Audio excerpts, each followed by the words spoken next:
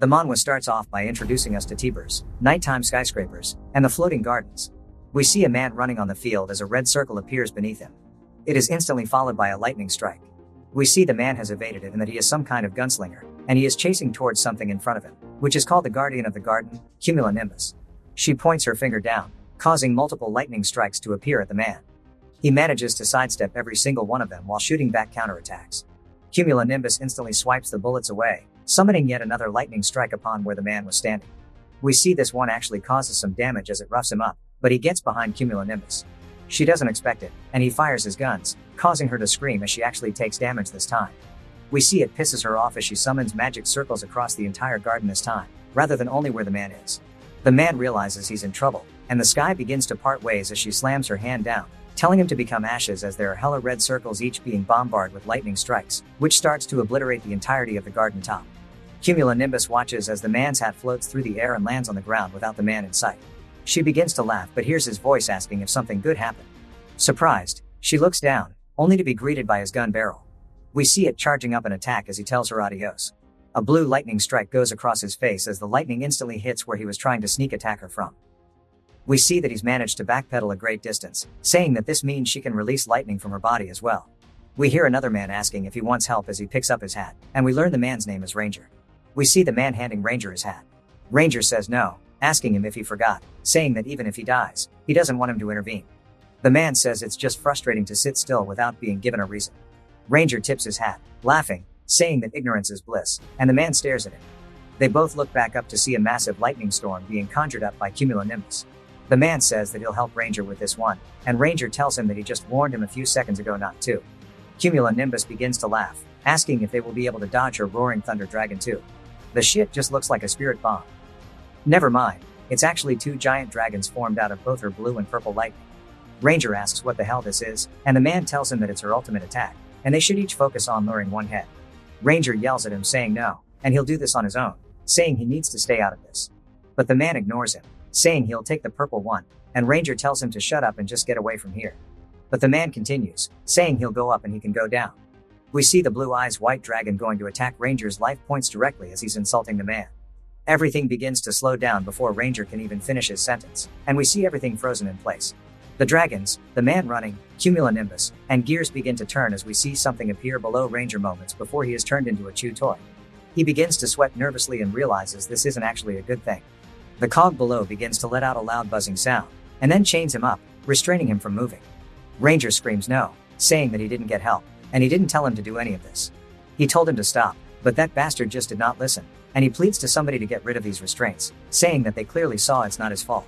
Time begins to slowly start once more, as if it was stitched back together. We hear Ranger begging for at least one more chance, and we see the man running again as time has resumed. He laughs, saying that he's glad they came together, saying it would have been bad if he wasn't here, and he turns back, asking Ranger if he agrees, only to see Ranger get absolutely mogged by the attack. The man is surprised and calls out to Ranger, asking him what he's doing, telling him to get up. We see Ranger's eyes beginning to lose consciousness, and he says that it ended so stupidly, as his vision begins to blur while looking at the man. We learn that the man's name is Jinsung, and he calls him a fucking troll, saying that he worked so hard to get here, all because of that bitch Nemir. He starts to insult him, calling him garbage, saying that he ruined it all.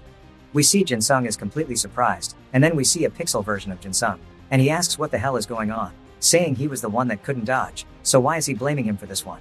We learn more about the game that he's playing. It's an online action game called Dungeon Fighter Online, aka DFO. Arad is where it takes place, and the explorers in this vast continent are all risking their lives. There are those who risk their lives to raise their gear, and those who risk their lives for money. Some are just chads with the absolute drip, he alone is the honored one. Jinsung says that Ranger was the most unique one of them all, as we see him calling out to Jinsung, asking him for help, saying that Arad might be in danger of disappearing, as he is someone who is crazy into roleplay. Ranger says they need to take down the awakened Isis, and Jinsung sighs, asking if he just wants a free carry. Ranger says no, and he just needs to let him know what kind of threats may await him on the path to Isis, and he will take down Isis alone. He was fated to fight on his own, like a lone wolf until his deathbed. We see Jinsung reading all of this chat in real life, saying this dude is serious about his roleplay, and he starts saying that he's never met somebody so invested in this shit. He talks like he's a real character in the DFO world. He doesn't know what's so fun about this whole RP thing, but he's grateful.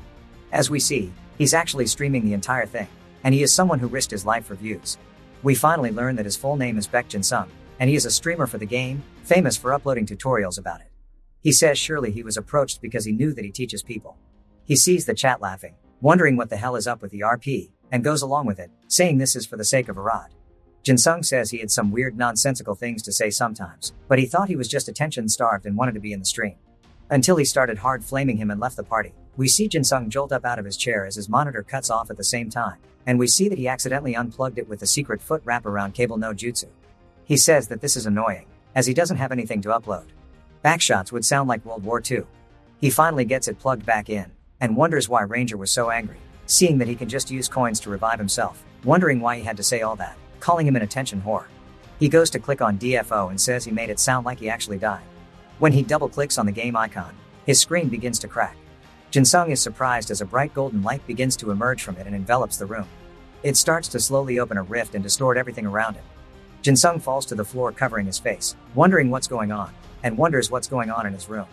All we see is a giant winged goddess as she holds him in the palm of her hand. Jinsung looks up at her and is completely speechless, and she says that he had come in contact with the blade and caused it to break. He asks what she's talking about, asking if she's referring to Ranger from earlier. But more importantly, he wants to know who she is and where he is, saying that he was just in his room. She pushes down on him with her other finger, telling him to take responsibility for his wrongdoings. This causes another crack in the air behind him, and he starts to sink down further into it, almost as if he is falling into a void. Then he begins flying down from the sky like a meteor, passing by a giant whale in the sky along with a tower, heading straight for land. He hits the land and starts scraping across it, leaving behind a trail of destruction in his wake. He starts panting, wondering what's going on. He's surprised by this and grabs onto the blade, wondering what is wrong with his arms. But before he can take anything in, a giant explosion occurs in front of him, which sends him flying backward, and he looks up at the fire. As a horde of goblins begins to emerge, we hear them laughing maniacally. Jinsung is surprised when we see a harpy woman asking him what he is and how dare he do this to her precious forest, saying that he is begging to be killed. He puts his hand out, telling her that it was a mistake, but he thinks the fire she set is causing more damage. She tells him to shut up while launching the goblins at him, saying that she'll make him pay for this.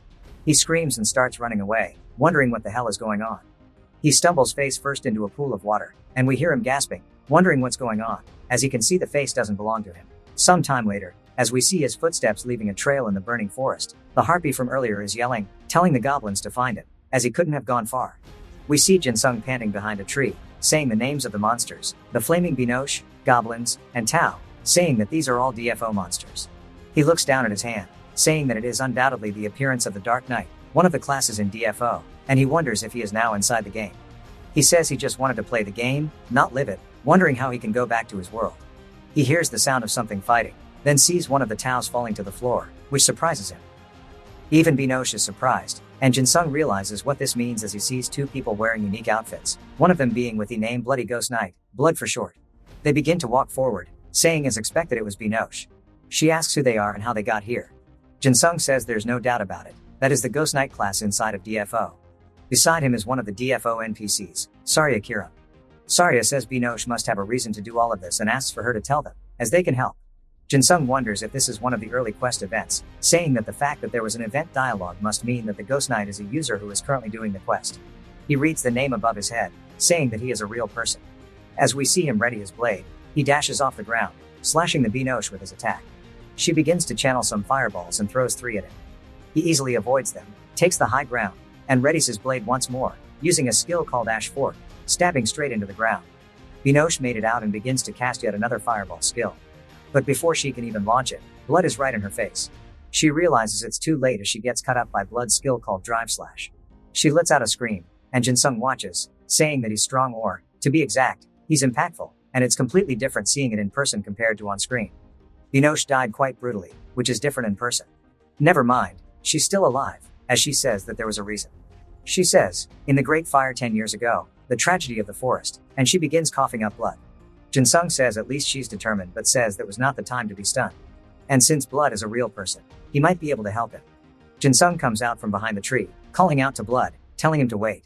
We see the cog appear below Jinsung just like it did Ranger, and as Binoche continues, we see Jinsung behind some bushes, as he has been tied up. He realizes he cannot move or speak, and Binoche says that they may pass. If they wish to throw their lives away, it's up to them. Jinsung says that's bad, as that's the line that plays when one moves on to the next dungeon. Saria thanks her, and she and Blood begin to leave. As they get further and further from where Jinsung was restrained, we see the ground get stitched back together, and he loses his muzzle. We see him starting to run, saying that he lost them. He wonders what that I was just now, wondering if it was trying to stop him from interacting with blood. He yells, saying he doesn't know who is trying to stop him, but asks if they really think he'll just accept it and give up. It jumps to later, and he is completely defeated, saying he can't do it. This place is dark, wet, and scary. Wondering if the Shadow Thunderland was always this creepy? He says it is a tutorial dungeon that takes less than 10 minutes to clear, and he needs to hurry because if Blood clears the dungeon and leaves, he'll be in a bad situation. We see a bunch of eyes appear behind him, and he turns to see a bunch of ghouls coming out of the woodworks. He screams and puts his back to a tree, saying to get away from him as he has a weapon. One of the ghouls goes for an attack, and he dodges it while turning to the side. Jinsung realizes how close he was to losing his life and makes eye contact with the monster, then starts hauling absolute cheeks, saying this is too different from a scream, and it's so scary and gross. He says it was just a mob in the game, but it's no small fry. He hears a scream off to his side and recognizes it as Saria's voice, saying that must be where Blood is. He spots him from far away and yells, saying that he finally found Blood. But things are complicated, as there is an ice wall forming around them all, and Saria is frozen in the middle inside of a block of ice. There is some kind of boss mob standing before her. It turns, and we learn that its name is Gulgush. Jinsung is surprised and taps Blood's shoulder, saying that he sees he is fighting a boss, asking if they can talk. The boss comes in for an attack, and Jinsung realizes that Blood is not moving. The attack comes through, leaving behind a trail of ice spikes as it hits Blood, freezing him in place. Jinsung is surprised by this, and the boss tells him not to interfere as he raises more ghouls. Jinsung starts to bang on the ice, telling him to get out and wonders if he actually just went AFK in the middle of the boss fight. One of the ghouls instantly jumps in, slicing at Jinsung. He avoids one of the attacks, but another one narrowly grazes his chest, causing him to scream due to seeing blood. The ghoul rears its fist back, going in for another attack, and Jinsung finally manages to fight back by blocking it. He says it hurts, and he thinks he's going to die here, and he yells, saying he does not want to die. He cuts the ghoul in half, telling it to go away. He's a little surprised by how easy it was as he turns, seeing the ghoul's body fall apart and even more begin to get summoned and charge at him. Jinsung looks at the blade, saying he understands and begins to smile as he starts cutting the mobs in half. He says these are skills he's seen every day for over a decade, and these moves are ingrained into his memory. He just has to think about using them, and his body will automatically follow, allowing him to do as he wants. He dashes through some of the ghouls.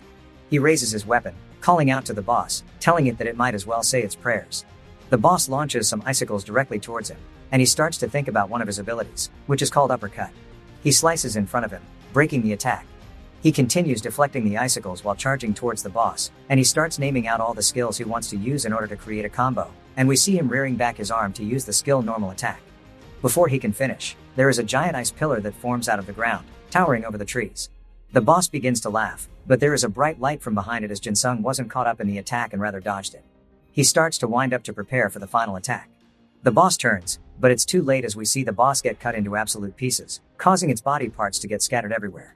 The boss is surprised, and Jinsung explains that a few skills in succession cancel the current attack and go to the animation of the next skill automatically. By utilizing it, it's possible to basically teleport a short distance. All of the ice magic begins to dissipate, and Jinsung explains that it is only due to the skill combo system, specifically a mechanic named Time Break. He says that's the basic technique he used to play Dark Knight, and he looks confident in himself. We see the boss's corpse slowly beginning to stitch itself together, saying that it needs to restore its magic circle. But a sword gets thrust into its skull as Jinsung starts stabbing repeatedly, saying it should just hurry up and die, and he almost forgot how tenacious ghouls are. As the boss goes to fall, he hears the sound of ice breaking to his right and sees that Saria has been freed. Jinsung says it looks like the dungeon break event has begun, and it seems like he accidentally cleared Blood's quest. He notices something on the ground that dropped from the boss, and it's a purple card with the boss's face on it. He grabs onto the card, and a bright distortion begins to appear again as he is sucked back to being in front of the goddess. He screams, "Not this again." She says it's impressive that a human summoned from a different dimension has completed the first step to becoming the holder of flames. He says the name Nimir, realizing that this is the god of wisdom, Nimir, a deity, rather a more accurate way to describe her as being enlightened. Nimir possesses the power to travel through worlds. He screams, saying that she's only meant to be a game character, so how was she able to summon someone like him from reality? She tells him that she's been keeping an eye on him, and he has become the sharpened blade capable of completing this mission. If it is him who has dedicated his life to Arad, then he can become the true blade of this world. However, he must not stop at being just a blade. He says, "What the hell?" He asks her how he was summoned, but she just ignored the question. He says in DFO, a blade represents an adventurer in the game. People who control those adventurers are the users playing the game. She summoned him, a user, to do something other than becoming an adventurer. She goes to call out to him, and he screams, "No," saying he gets that she's trying to make him do something, but he refuses, asking why he should even help her, saying he wants to go back home. She tells him that it's because it's his responsibility while creating a purple gem. He asks what the hell she's talking about, and takes it straight to the forehead, piercing his skull. He starts to get flashbacks of Ranger telling him that he doesn't need help and how he ignored him and helped regardless, and he realizes now that he was the cause of Ranger's death. The crystal leaves his head, and he slowly starts to feel overcome with guilt as he begins to vomit. She tells him that the blade he destroyed was a human from the same dimension as him. Because of his arrogance to go against the fate of the blade, the Time Lords emerge to straighten out any ripples. All of this was Jin Sung's responsibility from the start. He begins to tremble after she confirmed that it was a human, and that he killed somebody. Nimir smirks, saying that in Arad, corruption is spreading. He asks what she means, and she says that corruption disrupted the trials and has led the blade in the wrong direction. If this continues, Arad will only reach a twisted future. He needs to lead the blades to the proper trials, and he must become her forging tongs. He explains that while the player deals with the ghoul, Saria purifies the magic circle, which is the correct flow of the tutorial. However, since blood didn't move, Saria couldn't move either. Although it might have been a coincidence, if he wasn't there, she definitely would have been killed. He says that he understands. If Saria isn't alive in the next quest, then the story itself won't progress, and it is a bug. He says that he must be someone who is here to stop the bugs. She tells him that he is correct, and that is the job of the forging tongs. Now that he understands, he should go forth and do his job. He screams, telling her to wait, but she says that he needs to help the blades, purify the corruption, and hurry to find the source of it. He holds onto a shard of reality, asking her why she is acting as if he accepted when he hasn't decided on anything. She says that once he completes his duty, she will return him to the place he came from. He tells her to listen, asking what he is supposed to do with a low-level character, telling her to give him an op ability or something. She then summons a whole ton of items and explains that she cannot provide him with powers, but she can provide him with one item, so he should pick wisely. He recognizes them all as rare avatars and epic equipment, even some master gear. One of them in particular catches his eye, and he tells her that he knows what he wants now. He says that he wants her to give him the king's contract permanently, which allows him to equip gear that is 10 levels higher than him. One of the gems floats down in front of him, and she says, as he wishes. As we see the king's crown, it flows into him with a golden light. He is surprised by how bright it is and looks at his palm, saying that he actually has the king's contract in it. She then says it's time to go, and he tells her to wait, asking if there's nothing else, something like infinite stamina. She says that she can do something similar since he is going to be her forging tongs, and she will release him of his need to relieve himself of psychological phenomena and the stress that comes with it. He tells her that's not what he meant, and he tries to explain it, but she tells him to listen, saying that she will no longer call for him, so he needs to find her in times of need. Although he will no longer be able to meet with her, in the dimension corridor, he will be able to meet a part of her, and she will be looking forward to his accomplishments. It jumps back to a forest as he appears face down, ass up, and he hears somebody saying, lag, over and over, and he turns to see Blood having a stroke. Saria walks over, asking if he's okay, and Jin Sung says that maybe the lag was the reason he couldn't move and wonders why it was at a time like this. He decides to become a master of deception and follow them around, and the next morning arrives, and he follows Blood to a village. He recognizes it as the Elven Guard village, and he says that this doesn't feel real to him. To think he's really in the world of DFO, and to be a bug fixer, it's quite surreal, but one thing is clear, he'll have to prevent deaths like before, and he will do whatever it takes. Here is where he is on the map. Jin Sung explains that in order for him to do the mission like Mimir wants him to, he needs to head to the village the quest takes place in. While investigating a couple of things on his way there, he manages to learn a few things. Firstly, he has an inventory. He sees the practice sword that he dropped before. Maybe Mimir returned it to him, saying that's kind of her. He keeps throwing food into his inventory. He looks at it, saying he's just about done, and then opens his status window, or rather his info. He says things like the minimap and auction don't work, and the only windows he can see are these two. And even then, many things from the game are emitted in the window, such as his health and mana. Secondly, to no surprise, he's complete dog shit. The corridor that Nimir mentioned earlier is the Archmage's Dimension Corridor, and he needs to find it in order to go back home. In order to enter dungeons, he needs to raise a stat called Reputation. The dungeon Archmage's Dimension Corridor requires a reputation of 38,000. However, his is only 6, so he has a very long way to go. The bigger problem is, unlike what she makes herself out to be, Nimir isn't a good enlightened. Even if he reaches the Dimension Corridor at the end, he wonders if she will really allow him to return home that easily. We see him setting up a fire at night, and he says it doesn't look like he will need food as he's not hungry, nor does he get full. This must be what Nimir meant by freedom from psychological phenomena. Nimir said that if he doesn't help her, the corruption will cause Arad to meet its end. However, in-game, Nimir's true objective is to revive the creation god and create the world anew. Thus, if he were to actually help Nimir, it would probably lead to only one thing, which would be the complete destruction of the world, or rather, the complete destruction of Arad. He sits there and worries, thinking about it while looking at the fire, and says that he doesn't care in the end. It's just a game, and he just has to get back home. He will make sure to survive, but in order to do that, he will have to go to Hendenmeyer. As we see him looking over a city and a tower, it is the capital of the Belmeyer Duchy. We see him at the entrance checkpoint, wondering how many days it took for him to get here. He says if it was in-game, it would have taken less than 10 seconds. He lets out a sigh. The guards then tell him to halt and glare down at him. Then we see him turned into stone, sitting on the ground, as there is an entrance fee that he completely forgot about. As he talks about it, he hears a man asking him if he needs to get into the city. Jinsung recognizes him as Linus. Linus asks if he knows him, and Jinsung says of course he does. He forgot about Linus, as he is the NPC who gives you the entrance fee. He asks Linus if he could please spare him some money. Linus asks why he should do that, asking why he would even give his money to a stranger in the first place. Jinsung remembers that the money was a reward for saving Sarya, and he wonders what to do to gain his trust. He starts to channel his inner actor, putting on an Oscar-worthy performance, saying that actually, he has a friend that is suffering from the same ghost arm syndrome that he is. He claims that he can see and hear ghosts, but his symptoms have gotten much worse, and medicine won't work. Now he has lost his mind and developed Kazan syndrome, and they are known to attack anyone nearby. During this time of suffering, he heard about a famous alchemist named Hendenmeyer and thought he would be able to help. He drops to his knees, saying that he never expected there to be an entrance fee, and that if he doesn't do anything, his friend will be consumed by the ghost arm, and he doesn't know what he will do. Linus doesn't say anything, and Jinsung begins to sweat nervously, wondering if his special plan of playing to the emotions didn't work. Then he sees some water on the floor, and spots Linus, letting out some manly-ass tears. Jinsung calls out to him, and Linus says there is dust in his eyes, and starts throwing stuff at him, saying that if someone were to take this entrance fee, food, weapons, and travel money, and the great sword of his, Smithy Yaiba, he would feel happy. Jinsung gets on his hands and knees, and thanks him. Linus gives him a thumbs up, saying that he hopes that he is able to save his friend. It jumps back to Jinsung in town, and he says he is finally back. He says thank goodness he was able to remember the official profile and his license. Then he wonders if he should use someone else's trauma for his own gain. The guards tell him next, and he asks why he should feel guilty in the first place, realizing that they are just NPCs in a game, and he shouldn't get sucked into the world. As soon as he enters the town, all he sees are tons of players everywhere, loitering around. He starts to recall the city as 2D, and starts pogging out, saying that he is so glad to see Hendenmeyer in real life. Here's a woman saying that only those who challenge themselves can emerge victorious, and he recognizes her as Chabon. He says her name, and she asks if he knows who she is. He says she is the tournament champion.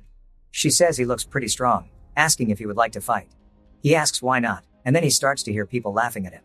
He turns to see a short pink-haired girl laughing, asking what the hell he thinks he's doing with her, and that he must be obsessed. Then he realizes that everything he's been saying has been sent to the chat window, and he runs off saying that this is embarrassing.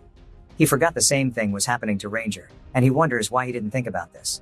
As he runs, he continues to hear their laughter, wondering why this is happening. He finally gets far enough, and is gassed out, saying that he ran too much, and hopes nobody followed him, and that he should really stop talking to himself. He glances over and sees a tavern, which is the Moonlight Tavern, and he asks how he could almost forget about this place, saying that he used to come here a lot while his level was low during the main quest. He says that this tavern has a lot of users on the Sky Tower quest, so it should be a good place to hear about rumors and obtain information.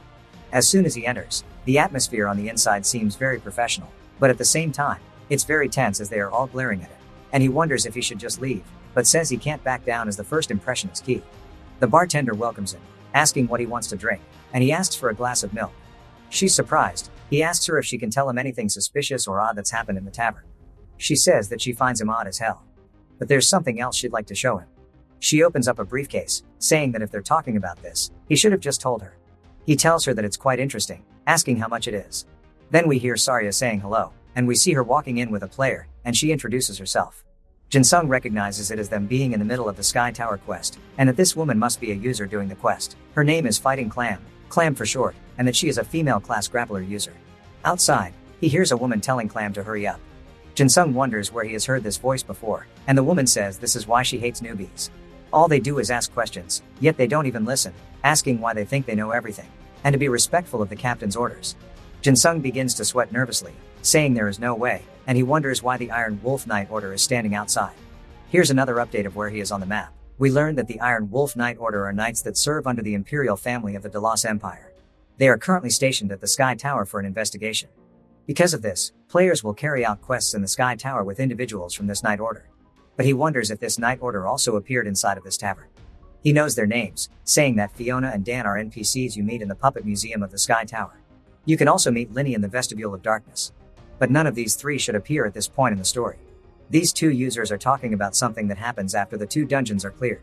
In other words, those 3 will not appear in this Clam Girl story anymore. And if they chased after her like this must be corruption. Saria leaves and thanks the barkeep Shushia. Jinsung realizes he should chase after them. He creeps on them, watching from afar, and he wonders which one of the 3 is the corrupted one. Saying either way, he needs to prevent them from doing something. The guards then tell him to stop, and he's a little confused. And they tell him that if he doesn't show permission, he has to leave. Jinsung goes full psycho and starts screaming at them, and a purple-haired man spots him. Jinsung explains that an entry pass is given by an NPC named Roger Levin, and he will grant you access to the Sky Tower. He gets to his business, and a woman tells him that he's on a business trip right now, and she doesn't have the authority to give him an entry pass. Bro is absolutely defeated. He starts smashing the floor, asking how it's possible that an NPC who gives out entry passes is allowed to leave his shop, asking how he's meant to get into the Sky Tower then. Someone calls out to him, and Jinsung wonders who it is. It jumps to the man talking to the guards, and they say that it is indeed Roger Levin's entry pass, and tells the man he can enter. And we learn that his name is Guess for short. Jinsung snatches the paper, saying he's going in, and starts laughing at the guards, saying he forgot forming a party with somebody who has the pass was an option, and tells Guess that he made it so easy for him. Guess says that he's been watching him since earlier, saying that he's definitely having some real fun with this game, and his RP concept is so funny. Jinsung tells him that he's not role-playing, and this is just how he talks. Guess starts to laugh at him, asking him who stutters through text, saying that he's really funny, and that he'll kill Behemoth for him since he made him laugh so much. Jinsung realizes this is bad because he can't accept help. Then he instantly starts to think about the giant gear that would appear, maybe it's an eyeball, and he decides to cancel the party. He leaves hella quick, then we see Guess touching their monitor, and we hear a woman's voice saying that it's a shame that he left, and he was actually really funny, and she wonders why she can't see his username. Later, we hear Jinsung sighing as he's going up the tower, and he says that he'll have to avoid Guess from now on if he sees him. He looks up the tower's corridor and says this place is so damn tall, and wonders where everybody went. He's not going to waste too much time, and he needs to undo the corruption. He spots Fiona running down the stairs while Linny carries Dan. Fiona says that she's so done with him and that wasn't even hard to dodge. And Dan says he's sorry, and he's trying to protect the explorer as ordered. Linny tells him to stop spewing blood everywhere, and he's not in a state to be worrying about the explorer. Jinsung wonders if they're leaving the user behind, and says maybe they weren't the ones that were corrupted, but rather it would be their captain, Bon Wallistad, the person in charge of giving them and the rest of the Iron Wolf Knight orders. Jinsung starts hauling Cheeks up the stairs, saying that he needs to get there fast, and he wonders what will happen if Clam actually meets with Bon. Maybe this will spread the corruption even further, and he needs to stop it before this happens. A dragon bat thing appears behind him. It's called a Louis Ceramalian, gonna call them just Ceres, and lets out a screech, and then dashes past him, scratching his face with its teeth. Jinsung is surprised, and we see it coming in for round 2, but he reaches into his inventory, grabbing his blade, slicing it straight in half with one clean strike. Then even more appear, and he starts fighting them off one after the other. He says he let his guard down, and that he forgot this place is already inside of the dungeon, as even more mobs begin to charge at him. He slices down another one of the Ceres, and one of the Minius had to look up the mob's name from the game. Thrust at him with its spear. He dodges it, grabbing onto the handle, kicking the Minius in the chest. While the monster is reeling from the attack, Jinsung closes the gap and goes for an attack on it, but a second one appears from the side, deflecting it, and then knocks Jinsung's attack away. The Ceres thinks this is their chance, going straight for him, but he takes care of them and gets behind the Miniuses once more. He realizes this is a bad situation to be in, as he has no time to retaliate, as there are too many enemies, and he is constantly getting pushed back. So he starts to run. One of the Miniuses takes the chance to get right in his face, and he yells for his ability Dark Slash, but nothing happens, and instead he gets sent flying backward. He crashes into the wall, and realizes that he is out of MP, and that he should have leveled up more before coming here.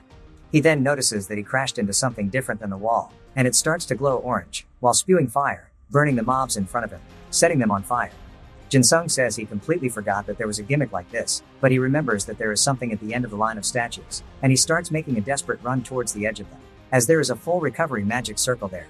The monsters get closer and closer towards him, but the air is instantly filled with blood in their body parts as he starts cutting them all into pieces due to having his mana replenished.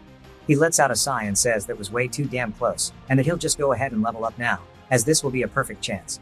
You can see how far ahead Clam is from him right now. Even more Miniuses begin to charge at Jinsung, but he uses Dark Cross to instantly dispatch them. We see an even stronger version of the Minius called the Mercius, also had to look up its name on the game wiki. Jinsung doesn't miss the chance and charges straight towards the Mercius, using an ability called Triple Step, putting 3 giant holes in it, turning the dude into a donut. But he doesn't stop there, as he instantly slices 2 more mobs into pieces while seeming to enjoy himself, and starts to laugh, saying he feels like he's the protagonist of a web novel and that choosing King's contract back then was a good decision. He screams, telling them all to come at him, while sending their body parts through the air. We see an even bigger version of the Dragonoid appearing. Jinsung says that it should have come out earlier while he was still a low level, as he is now level 14 and has a fame level of 17. We learn that the boss is called Lapius, and it speaks, saying that it spotted an outsider dirtying the tower, and it orders all the other Dragonoids to charge Jinsung. One of the Miniuses stabs at his throat, but he matrixes it, cutting its heel, causing it to fall to the floor. While it screams in agony, he leaps from behind, giving it some crazy back shots with Dark Slash. Another one comes from the side and swings its spear at him, but we see he's instantly behind it, telling it that it's too slow, and starts stabbing towards its face. Rather, he was supposed to, but instead, he completely whiffed, hitting the pillar behind it, leaving all the Dragonoids confused. Jinsung starts to laugh nervously as the Mercius is confused, but it hits him with a left to the face. Jinsung recovers from the second-hand embarrassment by slicing through yet another wave. We see more of the Ceres flying at him from the sky, attacking the floor. They look smug as if they've defeated him, but we see that's not the case, as he is already behind them. He tells them to die, but again, he misses his skill called Hop Smash, and smacks the floor instead. One of the Ceres headbutts him. Jinsung explains that the Dark Knight's combo system allows you to skip the cooldown between skill uses, but it also only allows you to use the skills in the order you chose. Because of this restraint, the way you choose your combos indicates your skill as a Dark Knight. We see that he is constantly whiffing while they are mocking him, and that he is embarrassed about it. He says that he was too stupid with the way he chose his order, and he wasted his skill twice. He would have just laughed it off if it was the game, but obviously, that's not the case as this is reality now. One of the Merciuses wraps its tail around his leg, pulling it out from underneath him, causing him to fall to the floor. He then starts rolling left and right to avoid the attacks, but uses all of the muscles in his leg to stand back up and pull the Mercius towards him with its own tail.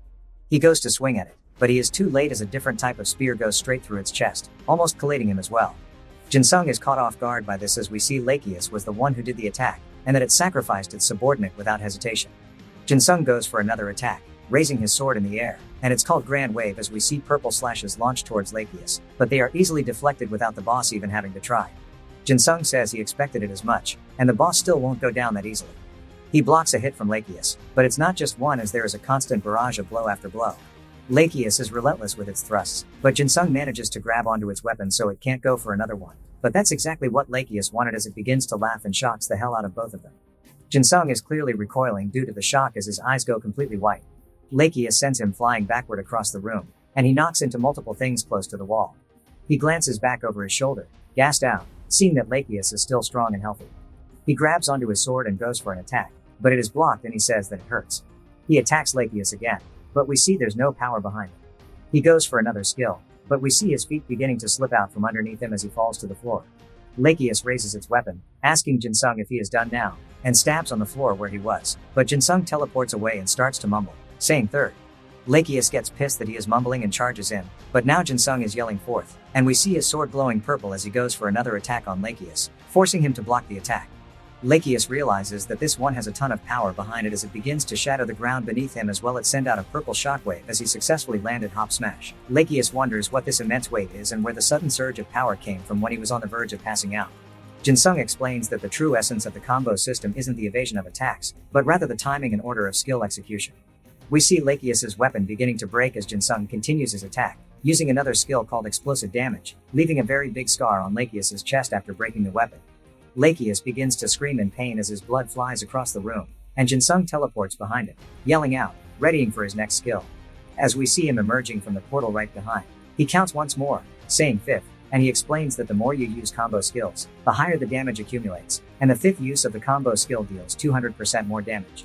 His sword begins to glow with an even brighter purple than before as he unleashes a giant grand wave directly at Lachius. We get an outside view of the tower as we see birds flying around peacefully. A giant purple light is seen from outside, followed by a massive explosion from the dark wave, which travels through 6 floors of the tower, as well as cutting Lachius in half diagonally, and all of the support pillars behind it.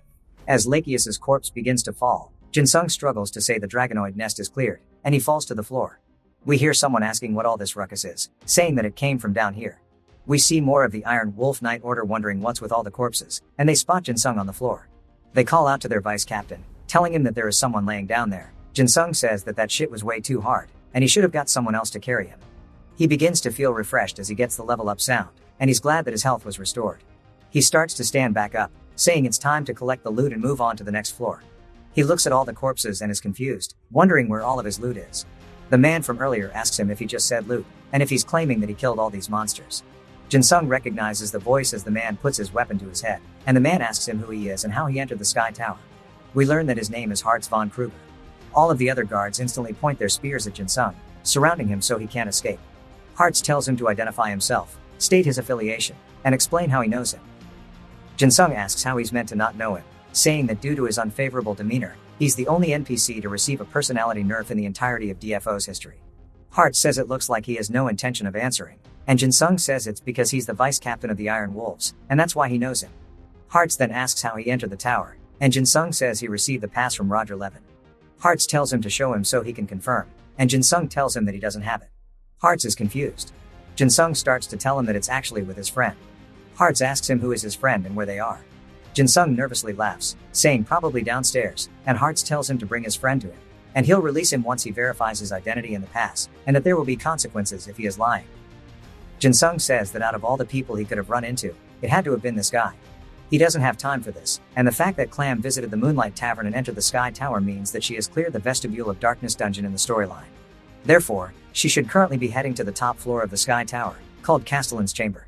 On the way to the top floor, she'll team up with the NPCs that will assist her in battle, and amongst them will be the Captain Bond. That person should have reached the top floor by now if she had continued to climb the tower, and he wonders what he'll do if Bond is actually the corrupt one. He stops moving, and one of the guards notices, but he's instantly attacked by a dark slash. Hartz wonders where he was hiding this blade and goes to attack him, but we see it instead stab his portal. Hartz is surprised that he disappeared, but we see Jin-sung has teleported behind him. Hartz says that he's doing nothing but using tricks, and that he'll gladly take him on. Jin-sung starts charging directly at him.